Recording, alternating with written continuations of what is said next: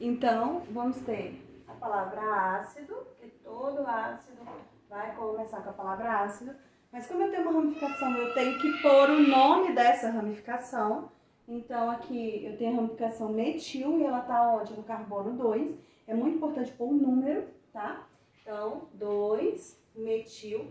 Isso aqui não tá indicando que eu tenho 2 metis, tá indicando que no carbono 2 eu tenho metil.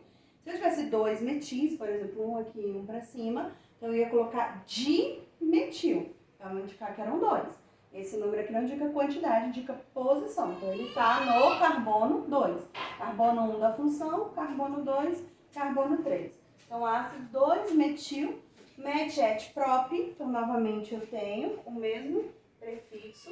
Eu estou colocando aqui na parte de baixo, mas você pode continuar ali na mesma linha, tá? É por causa do espaço.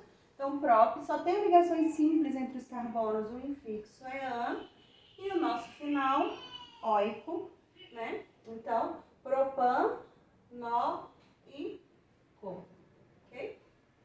Então, nós temos aí esse ácido sendo o ácido 2-metilpropanoico. Então, essa é a regra IUPAC, que é a regra oficial, mas agora nós vamos ver alguns ácidos que têm alguns nomes usuais, mas apesar de serem nomes usuais, eles aparecem bastante em prova. Então, eu vou pedir para que vocês tenham bastante atenção nesses ácidos que eu vou estar mostrando agora, tá? Bom, gente, como eu falei, os ácidos carboxílicos eles são muito presentes no nosso dia a dia, embora a gente não tenha consciência. E eles têm, então, por causa dessa presença, eles têm nomenclaturas usuais. Então, eu trouxe aqui alguns deles, né? O primeiro que a gente vai ver é o ácido fórmico. Ele ganha esse nome porque ele está presente em algumas formigas, ele é o responsável por aquele ardor que tem, principalmente na formiga lava-pé, conhecida aqui no Brasil como lava-pé, né? Que ela dói bastante a de coça. Então, é o ácido fórmico, tá? Eu não vou escrever ali o nome e o PAC dele. Por quê? Porque vocês têm um roteiro aí que vocês vão ter que preencher pra mim, tá? Então, na correção desse roteiro eu vou estar falando. Mas olha só, se ele tem só um carbono, então o prefixo dele é met, então já fica a dica aí. No segundo, nós temos o ácido acético. Gente, preste atenção, na química, na nomenclatura usual, toda vez que você vê o prefixo forme, ele está indicando que aquilo tem um carbono, tá? Fica a dica aí de raciocínio. E toda vez que você vê o prefixo acete, ele está indicando que tem 2 carbonos.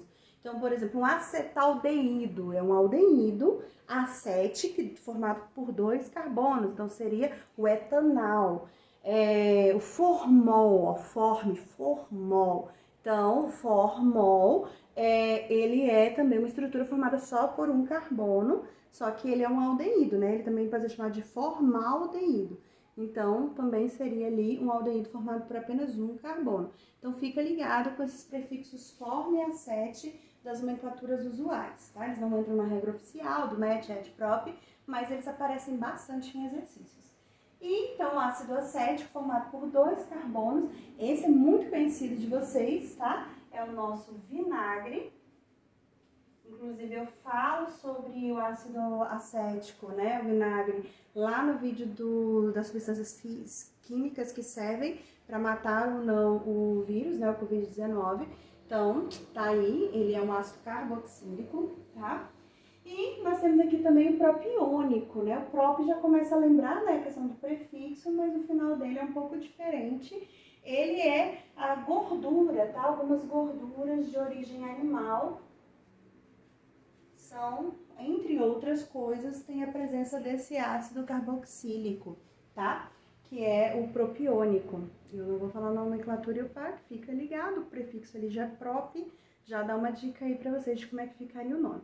Mas tem mais, vamos ver aí. Bom, voltei com mais alguns. Bom, eu trago aqui o butírico, né? O but também começa a lembrar a nomenclatura e o PAC, né? Mas o urico, né? O finalzinho dele não bate. Ele é um ácido carboxílico encontrado na manteiga, tá? Não é margarina, manteiga, aquela que vem do leite mesmo. Então, ele está presente na manteiga. Então, a gente já viu 2 ácidos carboxílicos de cadeias um pouquinho maiores, que já tem uma estrutura mais tipo gordura, né? A gente tinha o anterior e agora esse aí também na mesma linha. Trouxe aqui o oxálico, ele está presente em alguns alimentos, como chocolate, chá preto, ruibarbo, e ele tem algumas ações anticancerígenas, né? Então, ele tem um estudo sobre isso. E o ácido oxálico, ele caracteriza porque ele tem a função nos dois carbonos dele. Então, ele tem de um lado e do outro. Como é que será que fica a nomenclatura e o PAC dele? Deixa vocês pensarem aí, daqui a pouco a gente volta. E por último, nós temos aqui o nosso ácido valérico. Eu coloquei essa estrutura geométrica para vocês não acostumarem só com essa, porque na química orgânica costuma aparecer todo tipo de forma de representar, tá? Então essa aqui é a nossa fórmula geométrica, né? E cada pontinho desse é um carbono. Então, 1, 2, 3, 4, 5, ok? Então, o ácido valérico é um ácido que é formado por 5 carbonos. Então, ele teria o prefixo que? Pente, né? Então, fica ligado para preencher o roteiro. Mas a nomenclatura usual dele é valérico, tá? Bom, vou passar um vídeo rapidinho aí mostrando para vocês as principais aplicações desses ácidos.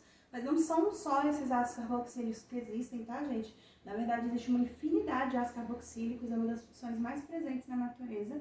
Mas esses são alguns que têm alguns, por terem nomes diferentes, né? Estarem presentes em produtos assim bem do dia a dia, são bem cobrados em provas de seleções.